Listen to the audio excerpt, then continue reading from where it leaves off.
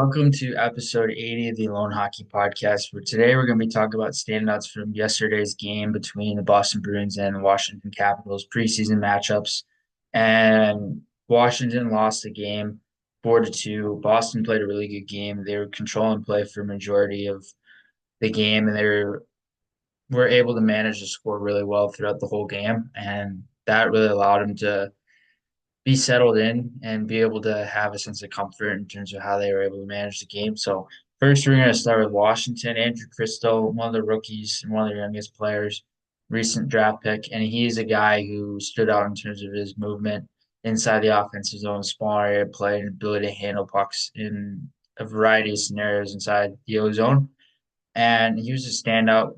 Obviously, for one, what really stood out to me the most, him being a younger guy, was his compete. And obviously, the younger players are going to show a little bit more tenacity and compete because they want to make the team right away. And especially for a guy like Crystal, who really wants to make that team and wants to make the team full time, he's going to show a little bit more tenacity in the preseason. And he showed some good compete, but on top of that, he showed, and more importantly, showed good skill, a really good overall skill set foundation. And in terms of his ozone play, his small area play, his ability to maneuver in a lot of different scenarios, he was very key and relied upon in terms of his small area play and his small area handling. So he was good as a scorer, but also good as a playmaker and threading passes through small areas and being able to generate in and around the crease. He was noticeable in that sense. Pierre-Luc Dubois is another player that really stood out. And after being acquired by Washington in the summer, he's going to be relied upon as a player who could play potentially their top line center role. And he played the first line center role yesterday, where Dubois was everywhere. He's everywhere and very active in all three zones. He's very active on line rush four. He's very active on entry play, very active inside the offensive zone in terms of his movement pattern. And in terms of his D zone play, he's noticeable as well. But more importantly, you want to see him produce on the offensive side, and that's what he did. He didn't produce a ton, but he got an assist and he notched an assist, and he was able to showcase a lot of small area handling skill and line rush play, being able to control the middle of the ice, being able to get to interior space, not only in the O zone, but on entries and inside the neutral zone on line rush four scenarios. And Dubois really stood out in that sense. He looked like Columbus, Pierre-Luc Dubois, where in Winnipeg, he was playing a lot of time on wing, so he's playing more of a hybrid role. But in Columbus, he was playing center all the time, pretty much, and he looked like Columbus, Pierre-Luc Dubois, in terms of his movement and his in terms of his ability to control the middle lane and his off puck support. And there's a lot of details that go into his natural center style game. You can play him on wing. He's had experience on wing now as well, but in terms of his game and in terms of what Washington needs, they need a solidified first line center who can play consistently, and they'll have to rely upon him as that guy.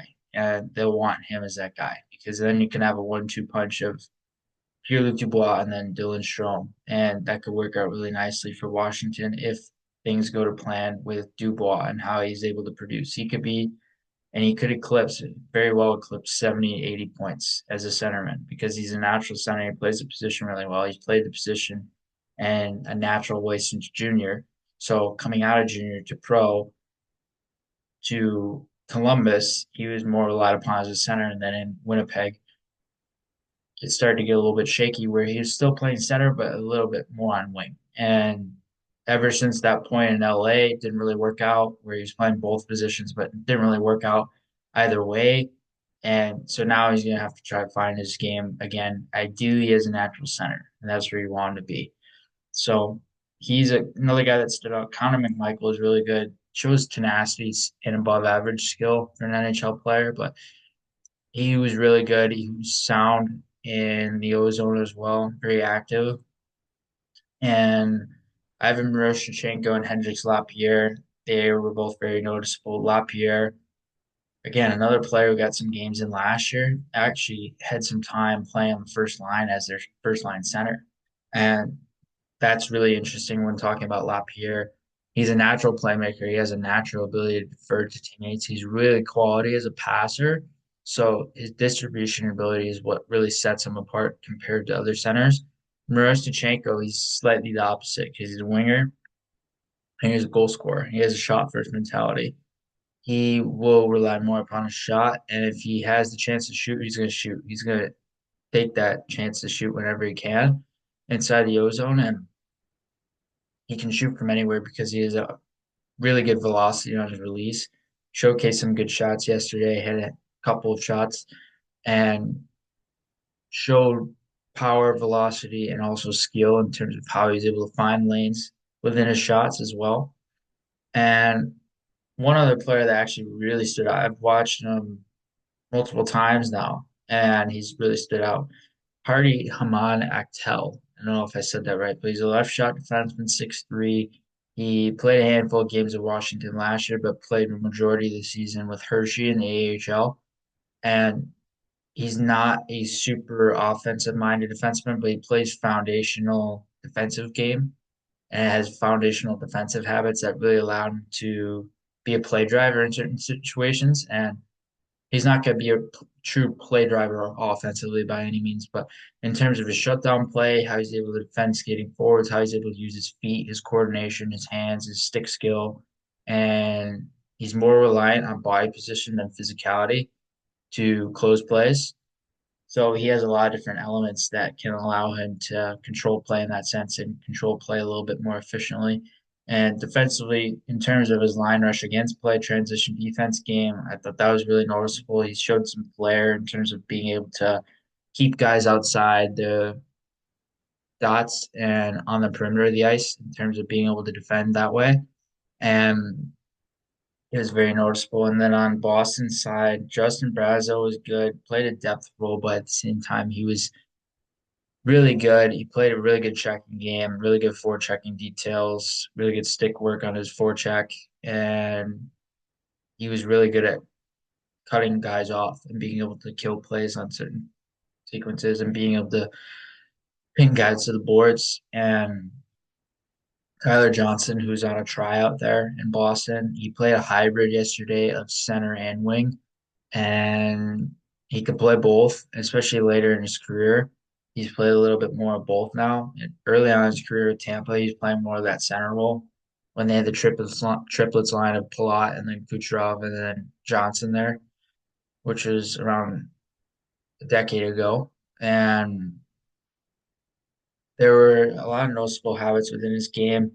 I thought one player that really stood out was Georgi Merkulov, who was a forward, is a winger, but he played a really good game around the net in terms of finishing ability, and he was really noticeable there. And in terms of play driving elements in his game, he really stood out in the sense of how he was able to drive the net and use his power forward frame because he's a big winger. Use his power forward frame to be able to drive the net from the outside lane and being able to control possession and control the puck in that way, be able to use puck protection.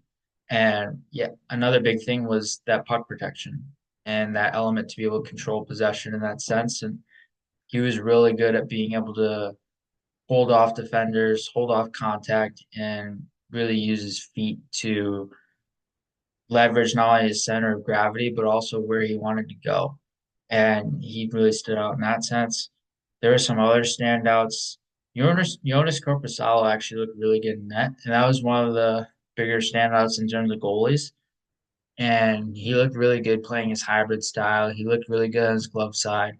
He looked really good at being able to come off the post and coming and extending up to the middle of the ice or the middle of the crease.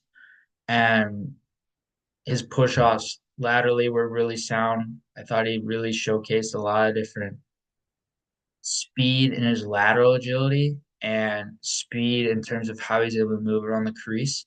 So he's able to be more efficient in terms of his movement patterns and how he's able to track pucks, how he's able to be a little bit more aggressive on his angles to cut plays down and cut angles down coming off the rush and also inside the ozone with his tracking ability.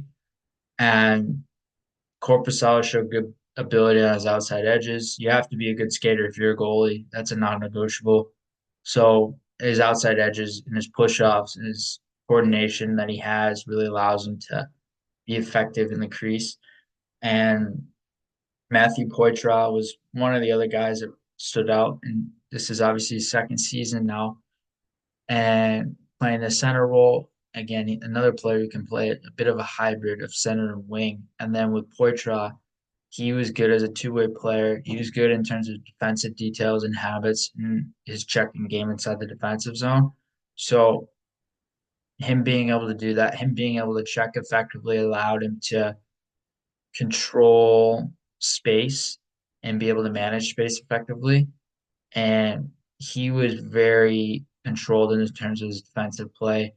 And you didn't necessarily see a ton of transition play offensively from him, nor a ton of ozone small area skill inside the offensive zone as well. But he showcased little habits and subtleties in his game that translated from the D zone to the O zone effectively.